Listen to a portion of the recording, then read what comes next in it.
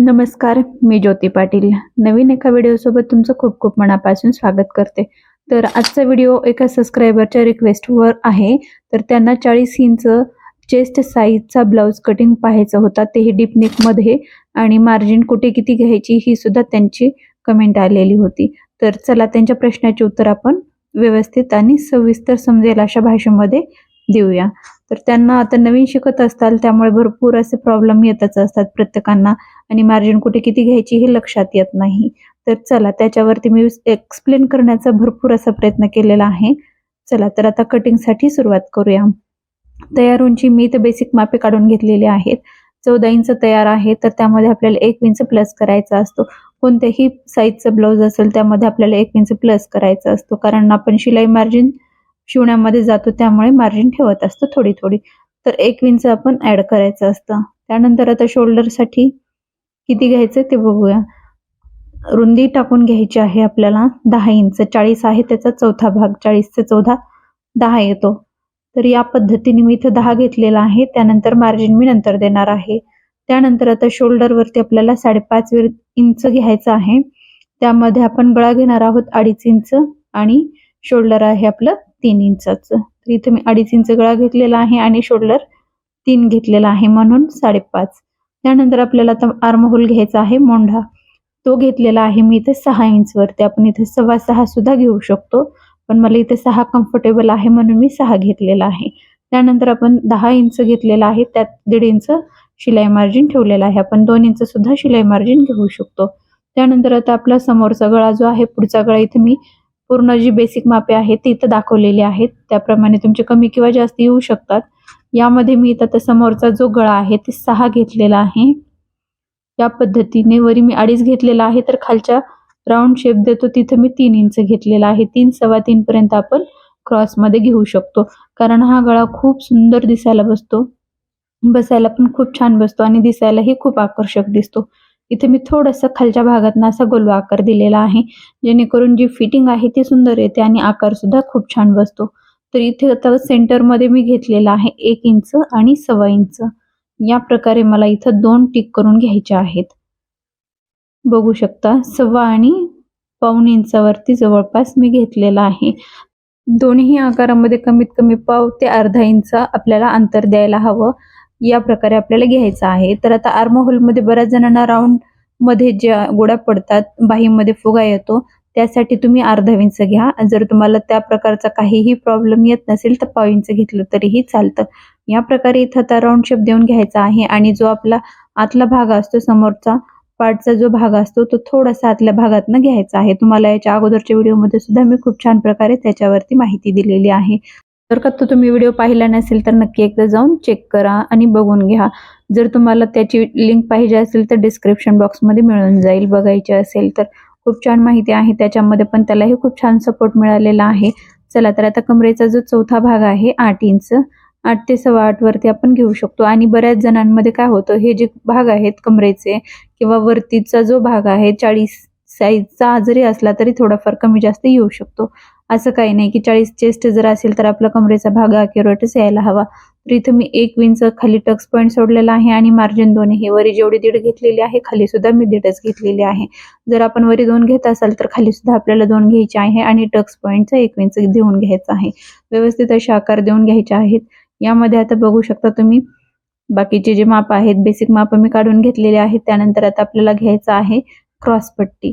तर प्रत्येकाचीच क्रॉसपट्टी आपल्याला 2.5च ठेवायची आहे. सेम प्रत्येक ब्लाऊजसाठीचं माप जो आहे ते याच प्रकारे घ्यायचे आहेत.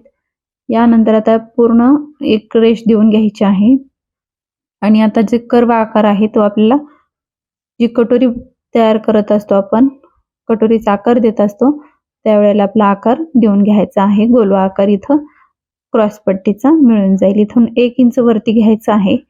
त्यानंतर आपल्याला जे बाकीचे काही माप आहेत ते बघून घ्यायचं आहे. इथं कटोरी घ्यायची आहे 6 इंच. 40 चेस्टसाठी इथं 6 6.5 पर्यंत आपण घेऊ शकतो. पण जास्तही मोठी घेतली तर काय होतं, जी आपली कटोरीचा भाग आहे ते खूप मोठी दिसायला लागते आणि व्यवस्थित असं फिटिंग येत नाही. त्यासाठी मी इथं 40 साठी 6 घेतलेला आहे. ते 6.25 ते 6.5 पर्यंत आपण घेऊ शकतो. इथं क्रॉसमध्ये मी घेतलेला आहे 2.5 इंच, आणि गळ्याचा भाग मध्ये घेतलेला आहे 1.5 इंच. हा गळा आपला 6.25च्या जवळपास आलेला आहे. जर तुमचा गळा 5च्या खाली असेल तर तुम्ही इथे 1 इंचावरतीचं टिक करून घ्यायचं आहे.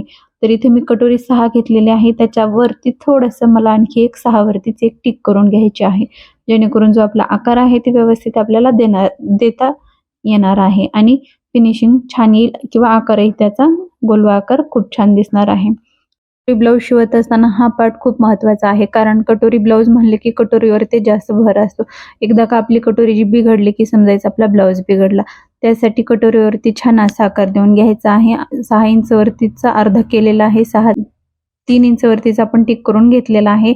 या इथं आता गोलवा आकार देऊन घ्यायचा आहे, कर्वा आकार देऊन घ्यायचा आहे. ही आपली आता पूर्ण बेसिक कटोरीची माप तयार झालेली आहेत. यानंतर आपल्याला कटोरी वाढवून घ्यायची आहे. बाकीचे जे पार्ट आहेत ते सुद्धा कट करून घ्यायचे आहेत. या प्रकारे तुम्ही बघू शकता. इथे मी थोडासा आतल्या भागातनं 1.5 इंच बाहेर घेतलेला आहे सुरुवातीच्या पार्टवरतीचा, कारण इथं गुड्या पडणार नाहीत आणि आकार सुद्धा खूप छान बसतो, फिटिंग छान बसते त्यासाठी. कुठेही आपल्याला असं जास्त किचकट असं मी पद्धत सांगितलेली नाहीये, खूप सोपी पद्धत सांगितलेली आहे. या प्रकारे तुम्ही बघू शकता. खूप सोप्या पद्धतीने समजावून सांगण्याचा प्रयत्न केलेला आहे. त्या ताईंना सुद्धा खूप छान वाटेल या पद्धतीने व्हिडिओ समजावून सांगितलेला आहे आणि कुठेही त्यांना सुद्धा अडचण येणार नाही अशी पेपर कटिंग करत असताना. आता घरी बसून आपल्याला जर शिकायचं म्हणलं तर थोडासा वेळ आपल्याला व्हिडिओ पाहण्यासाठी द्यावा लागणार आहे. तरच आपल्याला काही गोष्टी, आता शिवण क्लास जरी झालेला असला तरी पण भरपूर प्रमाणामध्ये अडचणी येत असतात, कारण शिवण क्लासमध्ये इतकं पण डीपमध्ये बऱ्यापैकी सांगितलं जात नाही. थोडंफार सांगत असतात पण डीपमध्ये बऱ्याच टिप्स दिल्या जात नाहीत.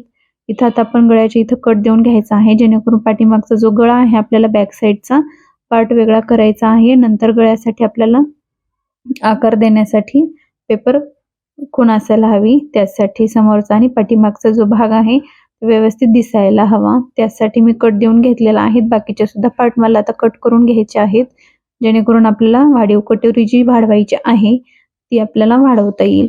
या प्रकारे आता हे कटोरीचा आकार सुद्धा मी कट करून घेतलेला आहे. आता कुठे मार्जिन द्यायची मी ते सुद्धा सांगितलेलं आहे, पण व्हिडिओच्या शेवटी सांगितलेलं आहे, ते तुम्हाला कंटिन्यू करावं लागेल पाहण्यासाठी. या प्रकारे आपली ही पूर्ण कटिंग झालेली आहे. त्यानंतर आता आपल्याला गळ्याचा आकार देऊन घ्यायचा आहे. डीप नेकमध्ये त्यांना हे ब्लाऊज शिकायचं होतं 40 साईजचं, तर इथं मी 9 ते 9.5 इंचवरतीचा एक टिक करून घेणार आहे. गळ्याचा मी इथं 9 घेतलेला आहे, पण थोडासा वाढवून घ्यायचा आहे. खाली 3 घेतलेला आहे, इथं 3.25 पर्यंत तुम्ही घेऊ शकता. तुम्हाला हव्या त्या आकाराचं तुम्ही इथं गळ्याचा पॅटर्न टाकू शकता, पण मी इथं गोलच ठेवलेला आहे, कट करणार नाही मी आता सध्याला. जर आपल्याला यावरती गळ्याचा आकार द्यायचा असेल तर त्यावेळी आपण देऊ शकतो. ही पूर्ण आपली बेसिक कथा मापे तयार झालेली आहेत. आता कटोरी कशा प्रकारे वाढवायची आहे याचा सुद्धा मी व्हिडिओ या अगोदर अपलोड केलेला आहे, तर तुम्हाला तो पाहायचा असेल तर त्याची सुद्धा लिंक डिस्क्रिप्शन बॉक्समध्ये मिळेल. आता बेसिक कटोरी जी आहे ती आता सेम जशाच तशी ड्रॉ करून घेतलेली आहे. दोन्ही साईडनं मी 6.25 इंचवरतीचं कटोरी वाढवून घेणार आहे. या दोन्हीचं सेंटर काढायचं आहे व्हिडिओ दाखवल्याप्रमाणे, आणि इथं खाली 1.5 इंचवरतीचे एक रेष देऊन घ्यायची आहे दोन्हीच्या सेंटरमध्ये. आता हे 3 पॉईंट जे मिळालेले आहेत ते व्यवस्थित असं जॉईंट करून घ्यायचे आहेत. शिवत असताना आपल्याला थोडंसं मार्जिनसाठीच इथं मी 1.5 इंच घेतलेला आहे. वरी सुद्धा आपल्याला 1.5 इंच घ्यायचा आहे. त्यानंतर गळा ज्या ठिकाणी आपण जोडत असतो त्या ठिकाणी आपल्याला कपडा एक्स्ट्रा लागत असतो, त्यामुळे इथेही आपल्याला 1.5 इंचवरती टिक करून घ्यायचं आहे. इथं मी प्रत्येकी 2-2 इंचावरती मी 3 पॉईंट देऊन घेतलेले आहेत. हे 3 पॉईंट जे आहेत ते खूप महत्त्वाचे आहेत. या ठिकाणी आता सुरुवातीला मला 1.5 इंच घेतलेला आहे, नंतर अर्धा इंच घ्यायचा आहे, त्यानंतर 1.5 इंच, 1 इंच आणि खाली 1.25 इंच. या प्रकारे मी हे 3 पॉईंट आणि सुरुवातीचा एक शेवटचा एक 5 पॉईंट जे आहे ते व्यवस्थित असे मी जॉईंट करून घेणार आहे. तुम्हाला ही पद्धत कोणत्याही ब्लाऊजमध्ये कटोरी वाढवत असताना खूप महत्त्वाची आहे. खूप सोप्या पद्धतीने मी तुम्हाला या व्हिडिओमध्ये सांगितलेली आहे माहिती. व्हिडिओ थोडाही स्किप करू नका, म्हणजे छोट्या छोट्या ज्या टिप्स सांगितलेल्या असतात त्या तुम्हाला खूप महत्त्वाच्या असतात आणि माहितीपूर्ण असतात, त्यामुळे व्हिडिओ स्किप करत जाऊ नका. या प्रकारे हे जे आकार आहेत 5ही पॉईंट 3 दिलेले आणि सुरुवातीचा एक शेवटीचा एक, हे 5 पॉईंट जे आहेत व्यवस्थित असं जोडून घ्यायचं आहे. हा आपला वाढीव कटोरीचा आकार जो आहे तो तयार होतो आणि बसायला सुद्धा ही कटोरी जी आहे ती खूप सुंदर बसते, आकर्षक दिसते. पण या प्रकारे ही आपली कटोरी ब्लाउजची जी कटिंग आहे, बेसिक कटिंग जी आहे ती पूर्ण झालेली आहे. आता यानंतर कुठे आपल्याला वाढवायचं असतं, कुठे मार्जिन द्यायची असते, आपण कपड्यावर ज्यावेळेस मेन कपड्यावरती आपण कट करत असतो ते सुद्धा माहिती मी सांगितलेली आहे व्हिडिओच्या शेवटीला. तो सुद्धा पार्ट तुम्ही नक्की चेक करा, बघा सुद्धा शेवटीपर्यंत. आता हे जे पार्ट आपल्याला कमी जास्त वाटत आहेत ते कशामुळे वाटतायत आणि जर कमी जास्त झालाच तर काय करायचं ते सुद्धा सांगते. आता इथे जर कमी जास्त झाला तर थोडासा पार्ट जो आहे ते दोन्ही टोक जोडून बघायचे, क्रॉसमध्ये जर वाटलाच तर कट करायचा. व्हिडिओ दाखवल्याप्रमाणे याच पद्धतीने तुम्हालाही हे कट देऊन घ्यायचे आहे. त्या प्रकारे हा आपला टक्स तयार होतो. टक्स तयार झाल्यावरती तुम्ही पाहू शकता याच्यामध्ये किती प्रमाणामध्ये फरक आलेला आहे. आणि आपण जे मेन कपड्यावर टाकत असतो त्यामध्ये ज्यावेळेस आपण कटोरी जोडत असतो त्यावेळी जो कपडा आहे ते आकडला जातो आणि एखाद्या वेळेस जो बाजूचा पार्ट आहे ते सुद्धा कमी पडू शकतो किंवा कटोरी कमी पडू शकते. त्यामुळे आत्ताच आपल्याला एक्स्ट्राचं कट करायचं नाहीये. ज्यावेळेस आपली फायनल फिनिशिंग ज्यावेळेस आपली होत असते कटोरी जोडल्यावरती नंतर कट करून घ्यायचं आहे.